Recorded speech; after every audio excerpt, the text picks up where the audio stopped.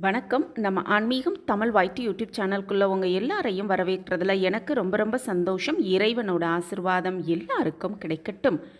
இன்று இரவு 8 மணியிலிருந்து 9 மணிக்குள்ளாக இந்த ஒரு 3 பொருளை சேர்த்து பீரோவில் பணம் சேகரிக்கும் இடத்தில் வைப்பதன் மூலம் செல்வ செழிப்பு அப்படிங்கிறது பெருகிக்கிட்டே இருக்கும் அப்படிங்கிறத பற்றி தான் இந்த பதிவில் நம்ம தெரிஞ்சுக்க போகிறோம். எந்த 3 பொருளை சேர்த்து வைக்கணும் அப்படின்னு தெரிஞ்சுக்கிறதுக்கு முன்னாடி நீங்கள் இப்போ தான் நம்ம சேனலை புதுசாக பார்க்குறீங்க அப்படின்னா சப்ஸ்கிரைப் பண்ணிக்கோங்க. அப்படியே பக்கத்தில் இருக்க பெல் ஐக்கானையும் கிளிக் பண்ணிட்டீங்கன்னா எப்பப்பெல்லாம் பயனுள்ள பதிவு போடுறோமோ அப்போ உங்களுக்கு நோட்டிஃபிகேஷன் வரும். வீடியோவை நீங்கள் மிஸ்ஸே பண்ணாமல் பார்த்துடலாம்.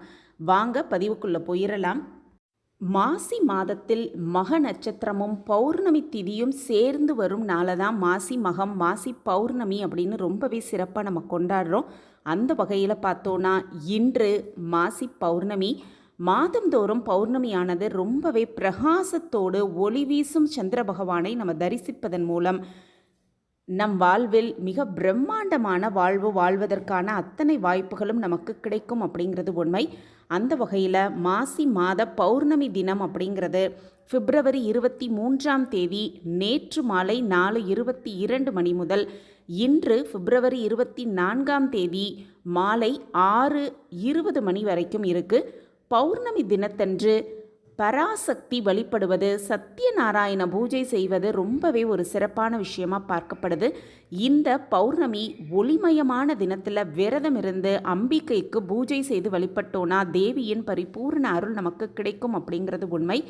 அவ்வளவு சிறப்பு வாய்ந்த இந்த மாசி மாத பௌர்ணமி தினத்தில் சந்திர பகவான் உதயமாகும் நேரத்தில் விரதம் இருந்து பூஜை செய்வது அப்படிங்கிறது ரொம்பவே சிறப்பு வாய்ந்தது.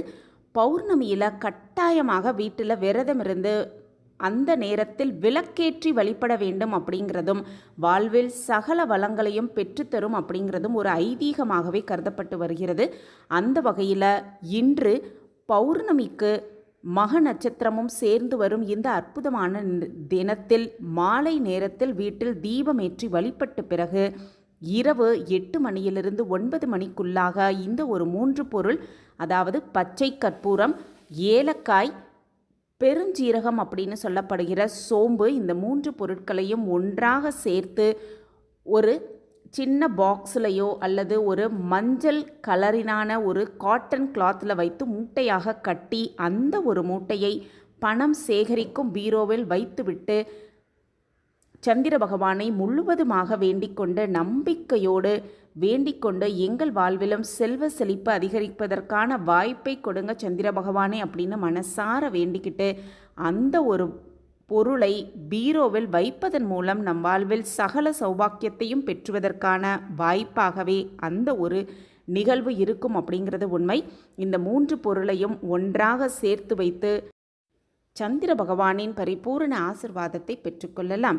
இந்த பதிவு உங்களுக்கு பயனுள்ள பதிவாக இருக்கும் அப்படின்னு நான் நம்புகிறேன். நம்ம ஆன்மீகம் தமிழ் YT யூடியூப் சேனலில் நீங்கள் ரொம்ப ஆதரவு கொடுத்துக்கிட்டு வரீங்க. எனக்கு ரொம்ப சந்தோஷம். உங்கள் ஆதரவு மென்மேலும் எங்களுக்கு கிடைச்சிக்கிட்டே இருக்கும் அப்படிங்கிற நம்பிக்கையோடு மீண்டும் ஒரு புதிய பதிவில் பார்க்கலாம். நன்றி, வணக்கம்.